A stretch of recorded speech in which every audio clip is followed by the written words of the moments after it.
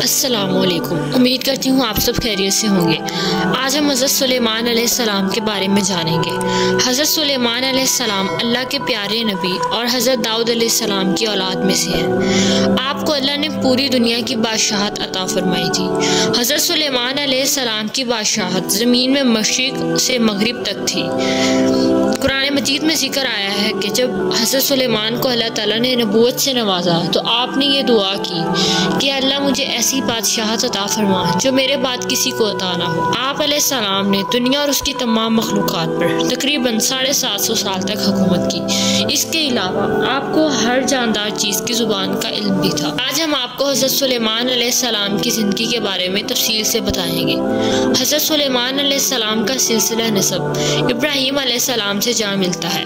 آپ کے والد حضرت داؤد علیہ السلام تھے جو کہ اللہ کے نبی اور رسول تھے۔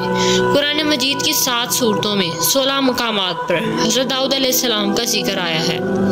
حضرت سلیمان کو اللہ نے علم و حکمت سے نوازا تھا۔ ایک مرتبہ حضرت داؤد علیہ السلام کے دربار میں کچھ لوگ ایک مقدمہ لے کر حاضر ہوئے۔ ان میں سے ایک بکریاں چرانے والا اور دوسرا کسان تھا۔ کسان نے یہ دعویٰ کیا کہ اس شخص کی بکریوں نے میرے کھیت میں گھس کر سب کچھ تباہ کر ڈالا۔ حضرت داؤد علیہ السلام نے اپنے علم اور تجربے کے پیش نظر فیصلہ دیا کہ کھیتی کا نقصان بکریوں کے ریوڑ کی قیمت کے مطابق ہے، لہٰذا ریوڑ بطور تاوان کسان کو دے دیا جائے۔ فریقین ابھی فیصلہ لے کر دروازے سے باہر ہی نکلے تھے کہ وہاں نوعمر حضرت سلیمان سے ملاقات ہو گئی۔ انہوں نے مقدمے کے بارے میں دریافت کیا اور فریقین کو لے کر والد کی خدمت میں حاضر ہوئے اور کہا کہ اگر اجازت ہو تو میں اس فیصلے کے متعلق اپنی رائے پیش کرنا چاہتا ہوں۔ اجازت ملنے پر حضرت سلیمان علیہ السلام بولے، اے اللہ کے نبی، آپ کھیتوں والے کو بکریاں دے دیں تاکہ وہ ان سے فائدہ اٹھاتا رہے، اور کھیت بکریوں والے کو دے دیں تاکہ وہ اس میں کاشتکاری کر کے کھیتوں کو واپس اسی حالت میں لے آئے جیسے پہلے تھا، پھر واپس بکریاں بکری والے کو دے دیں اور کھیت کسان کو۔ حضرت داؤد کو یہ فیصلہ بہت پسند آیا۔ اس فیصلے کا ذکر قرآن کی سورہ انبیاء میں کیا گیا ہے۔ ایک دفعہ 2 عورتیں حضرت سلیمان علیہ السلام کے سامنے پیش ہوئی۔ مقدمہ یہ تھا کہ دونوں عورتیں ایک نومولود بچے کی دعوے دار تھیں۔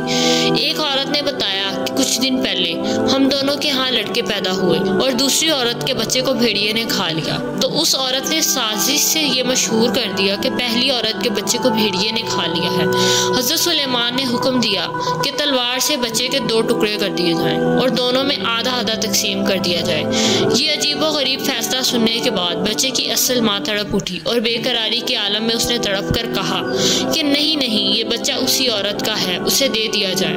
حضرت سلیمان نے اصل ماں کو اس کا بچہ دلا دیا۔ حضرت داؤد علیہ السلام کے اور بھی بیٹے تھے جو اقتدار کے خواہش مند تھے۔ حضرت سلیمان علیہ السلام کے ایک بھائی ابو سلوم، جس کا اثر و رسوخ بہت زیادہ تھا، اس نے گٹھ جوڑ کر کے باپ کے خلاف بغاوت کر دی۔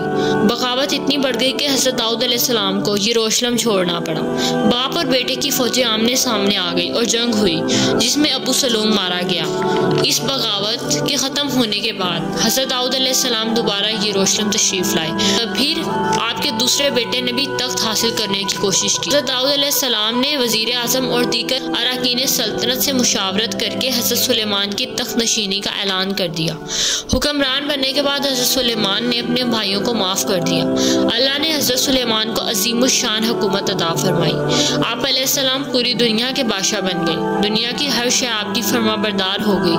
آپ علیہ السلام ہواؤں کا رخ موڑ دیتے، چرند پرند ہر چیز آپ کے حکم کی تابع دار ہو گئی۔ جنات بھی ہر وقت ہاتھ باندھے احکامات کی پابندی کے لیے تیار رہتے۔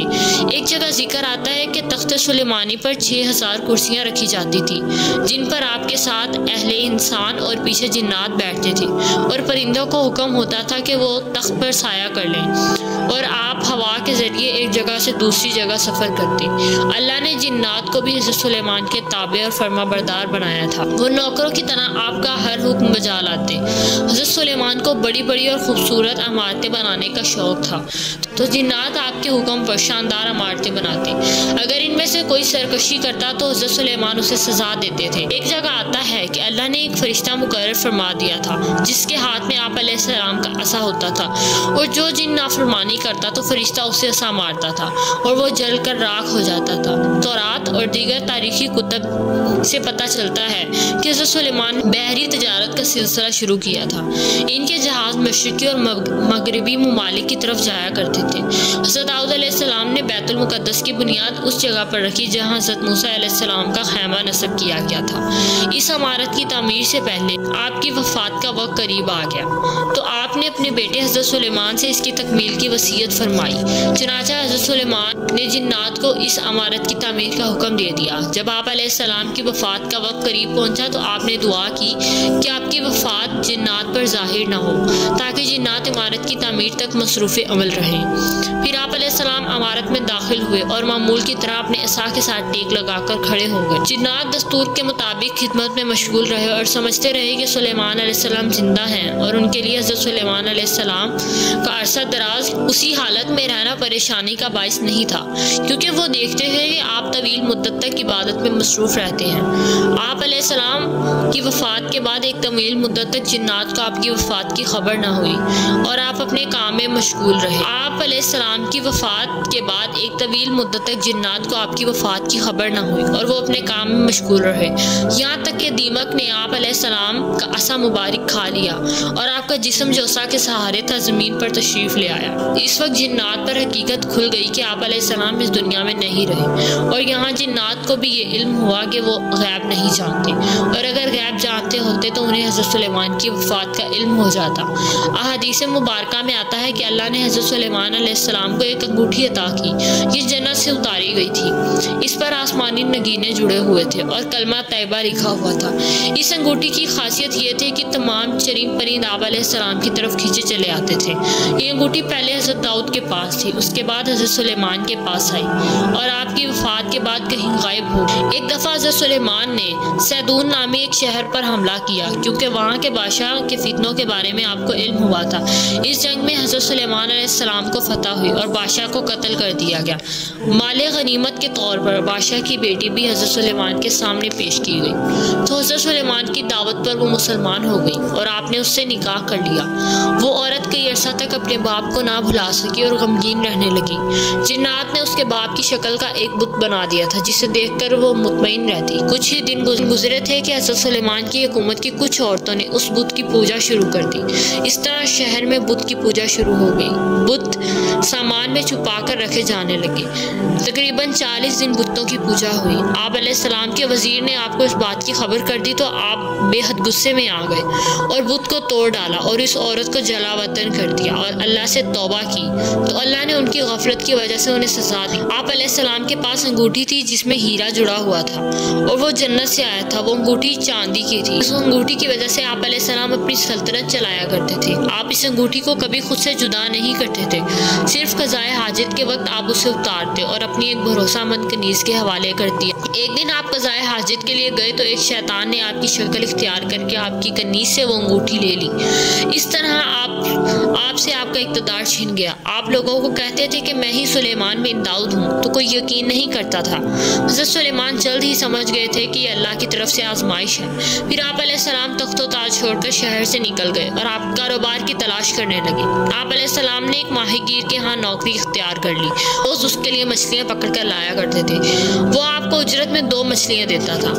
یہ سلسلہ کافی دن تک جاری رہا۔ آخرکار اللہ نے آپ کی توبہ تک قبول فرمائی اور وہ شیطان جو حضرت سلیمان کی شکل اختیار کر کے حکومت کر رہا تھا، درباریوں نے اس کی عادات سے بھانپ لیا کہ یہ حضرت سلیمان نہیں ہے۔ چنانچہ محل میں موجود علماء نے تجویز دی کہ اس کے سامنے تورات پڑھی جائے، اگر وہ شیطان ہے تو اسے سن نہیں پائے گا۔ چنانچہ سارے علماء شیطان کے ارد گرد جمع ہو گئے اور تورات کی تلاوت کرنے لگے۔ شیطان وہ تلاوت نہ سن سکا اور وہاں سے بھاگ گیا۔ جاتے جاتے شیطان نے وہ انگوٹھی سمندر میں پھینک دی تاکہ کبھی حضرت سلیمان علیہ السلام کو نہ مل سکے۔ انگوٹھی کو ایک مچھلی نے نگل لیا۔ اس دن جب حضرت سلیمان مچھلیاں پکڑنے گئے تو وہی مچھلی جال میں پھنس گئی۔ اور ماہی گیر نے بھی وہی مچھلی حضرت سلیمان علیہ السلام کو دے دی۔ جب آپ نے مچھلی کھانے کے لیے اس کا سینہ چاک کیا تو وہی انگوٹھی نکلی، جس کے پہنتے ہی سارے جن و انس چرند پرند آپ کی خدمت میں حاضر ہو گئے اور آپ کی اطاعت پر آمادہ ہو گئے۔ آپ نے بارگاہ خداوندی میں حکم چلایا، پھر سے حکومت سنبھال لی۔ روایت میں آتا ہے کہ جب حضرت آدم علیہ السلام دنیا میں آئے تو اللہ نے انہیں ایک انوکھا صندوق دیا۔ یہ صندوق وقت کے ساتھ ساتھ حضرت آدم سے ہو کر حضرت موسیٰ کے پاس آیا۔ اس صندوق میں کچھ اہم تصویریں تھیں۔ جب یہ صندوق حضرت موسیٰ کے پاس آیا تو آپ اس میں تورات اپنا کچھ اہم سامان رکھنے لگے۔ اس صندوق میں حضرت موسیٰ کا لباس، حضرت ہارون کا امامہ، حضرت موسیٰ کا عصا اور آپ علیہ السلام کی انگوٹھی بھی موجود تھی۔ حضرت موسیٰ علیہ السلام جنگ میں اس صندوق کو سامنے رکھتے، اس سے بنی اسرائیل کو سکون نصیب ہوتا تھا۔ بنی اسرائیل کو جب کوئی مشکل پیش آتی تو وہ لوگ اس صندوق کو اپنے سامنے رکھا کرتے تھے اور دعائیں مانگتے۔ جب آپس میں اختلاف ہوتا تو وہ اس صندوق سے فیصلہ کرواتے۔ صندوق سے فیصلے کی آواز آتی تھی، لیکن جب بنی اسرائیل نافرمانی کرنے لگے اور ایک اور قوم نے حملہ کر کے ان کی بستیاں برباد کر دی اور یہ صندوق ساتھ لے کر چلے گئے، اس قوم نے یہ صندوق گندی جگہ پر رکھا۔ اس کی وجہ سے ان کی بستیوں میں بیماریاں پھیل گئی اور وہ تباہ ہو گئے۔ انہیں احساس ہو گیا کہ یہ سب کچھ اس مقدس صندوق کی بے ادبی کا نتیجہ ہے، چنانچہ انہوں نے یہ صندوق بیل گاڑی پر لاد کر بنی اسرائیل کی طرف چھوڑ دیا۔ یہ صندوق اس وقت کے نبی کے پاس آ گیا اور یوں بنی اسرائیل کو یہ نعمت دوبارہ واپس مل گئی۔